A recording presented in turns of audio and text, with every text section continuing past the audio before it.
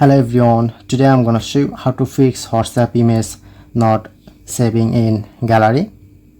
So at first open my WhatsApp, look at the right corner, tap on three dot and then showing you to setting option, just press on to settings.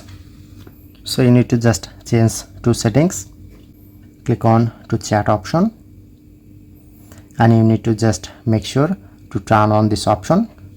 Okay, I'm already turned on. Go back and select storage and data and then showing it to media auto download. Select when using mobile data, I'm just select all